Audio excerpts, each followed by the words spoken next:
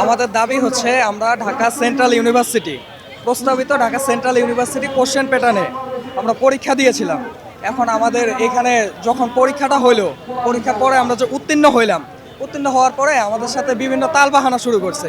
এই যে আপনারা বিগত দিনে দেখছেন আমরা কিন্তু অনেক আন্দোলন সংগ্রাম করছি, ভর্তির কাগজপত্র জমা নিচ্ছে না, এটার জন্য আমরা ভর্তির আন্দোলন করলাম।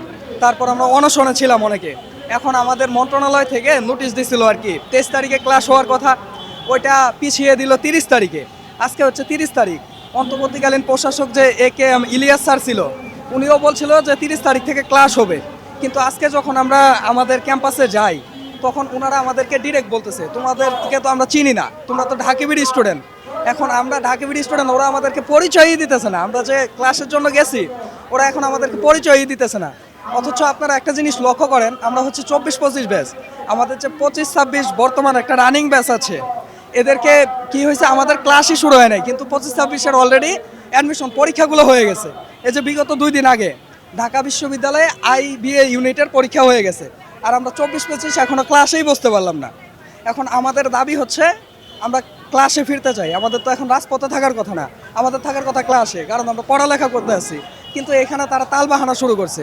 এখন আমাদের সিনিয়ররা আছে, আমাদের প্রতিনিধি টিম গেছে শাহবাগ থানাতে, ওরা ফিরে আসলে তারপরে সবার সাথে আমরা একটা হল মিটিং করে আমরা আজকে মধ্যেই একটা চূড়ান্ত সিদ্ধান্ত নিব।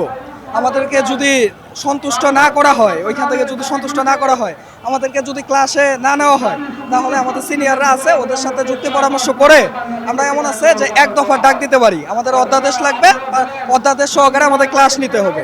কিন্তু এখন সিনিয়ররা না আসা পর্যন্ত ওইটা বলতে পারতেছি না। এখন আমরা আন্দোলন করছিলাম হচ্ছে আমাদের একটাই মেন উদ্দেশ্য ছিল, আমাদের ক্লাস নিয়ে তালবাহানা করছিল। আজকে মন্ত্রণালয়ের নির্দেশ ছিল ক্লাস নেওয়ার, কিন্তু ক্লাস নেয় নাই। এটার জন্য আমরা সায়েন্স ল্যাবে অবরোধ করছিলাম। এখন ওইখান থেকে পুলিশ সদস্য ভাইরা ওরা নিয়ে আসছে আমাদেরকে থানায়। এখন আমাদের একটা প্রতিনিধি টিম অলরেডি থানাতে আছে, ওরা ফিরে আসলে আমরা চূড়ান্তটা বলতে পারবো। আসলে আজকে কি হবে চূড়ান্ত সিদ্ধান্ত দিলে তারপরে আমরা বলতে পারবো।